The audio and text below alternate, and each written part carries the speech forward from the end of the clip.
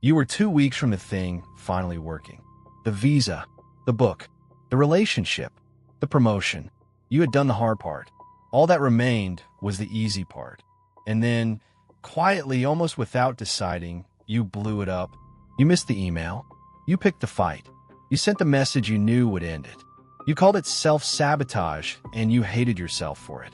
8 of the most influential minds in psychology spent their lives trying to explain what just happened to you. Freud, Jung, Winnicott, Berne, Brach, Schwartz, Maté, Hollis. None of them saw it the same way. None of them saw it alone. Tonight, 1 minute for each of them. 60 seconds. One insight, then the next. By the end, you will know something almost nobody is told out loud about the part of you that just blew up your life. Stay to the end. Sigmund Freud, Vienna, 1920.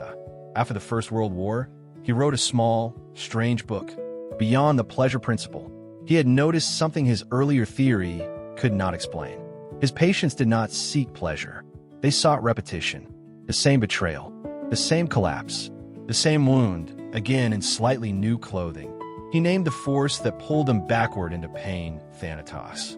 The death drive, not literal death, a pull toward the familiar, even when the familiar is what is killing you. Success is unfamiliar.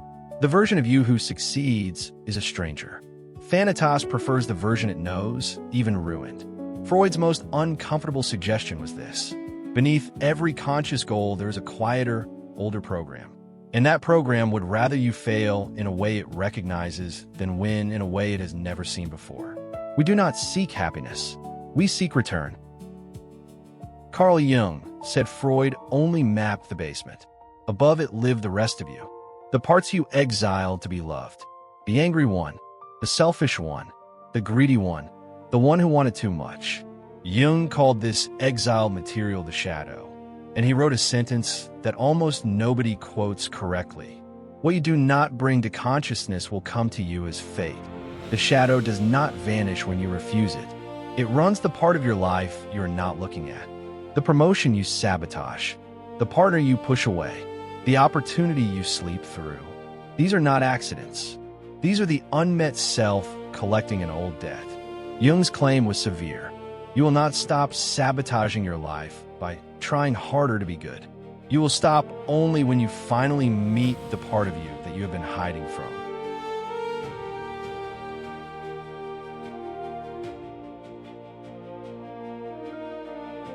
Donald Winnicott, London, 1960. A pediatrician who became a psychoanalyst. He worked with thousands of children and noticed something heartbreaking. Long before a child can speak, the child has already studied the parent's face. They learn which parts of themselves earn warmth and which parts earn coldness. The unwanted parts go underground. In their place, the child builds what Winnicott called the false self, a perfectly tuned performance designed to keep the parent close. It works.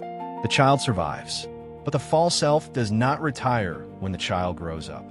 It runs the adult, and it has one job that overrides every other job. Preserve the original arrangement. Anything that threatens to make the adult more real, more visible, more separate, more successful than the family system can tolerate, the false self will dismantle it. Quietly, efficiently, you will think you did it to yourself. The child inside you knows better. Eric Berne, San Francisco, 1964. His book Games People Play sat on the bestseller list for 2 years. Berne built transactional analysis, the idea that inside every adult there are 3 voices. The parent who instructs, the child who feels, the adult who decides. He noticed that by around age 7, every child has already written a life script, a small story about who they are, what they deserve, and how it ends. Loser. Almost made it. Not quite good enough. The script feels like personality. It is not. It is a decision a frightened 7-year-old made about how to be safe in their family. The adult does not rewrite it. The adult enacts it. Every time you reach the edge of breaking the script, earning more, loving freely, being seen, the 7-year-old inside steps in and resets the board. Not because they hate you, because they wrote the rules. Brach is a clinical psychologist who teaches a practice called RAIN. Recognize, allow, investigate, nurture. She built it for the moment when you catch yourself doing the thing you swore you would not do again. The midnight email, the drink, the fight. Most of us meet that moment with hatred. We call ourselves weak. We promise to do better. Brach says this is the wrong door. The part of you that just sabotaged you is not your enemy. It is almost always a frightened, younger version of you, trying clumsily, urgently, with a 30-year-old strategy to keep you alive. To meet that part with hatred is to abandon a child who is already drowning. Radical acceptance, she writes, is not approval. It is recognition. Before anything in you can change, the part you're trying to change has to feel that someone, finally, has stopped attacking it. Richard Schwartz developed internal family systems in the 1980s and quietly changed therapy forever. His clinical observation was simple. The mind is not one thing. It is a system of parts, like an internal family. Some parts manage your life. Some hold the pain you could not feel as a child.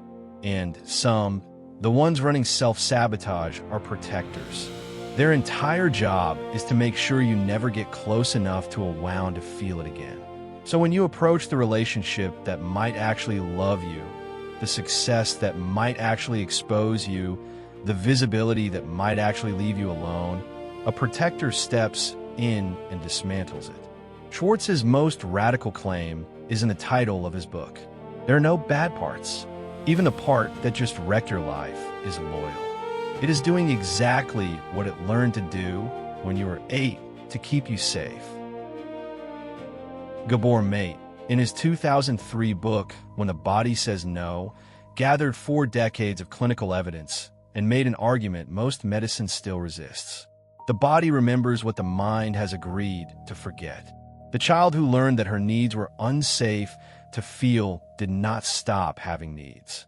She stopped feeling them. The boy who learned that anger would cost him love did not stop being angry. He stored it. Decades later, the stored material does not go away. It runs the autoimmune disease, the addiction, the panic attack, the relationship pattern, the self-sabotage. Maté's reframe is gentler than it sounds.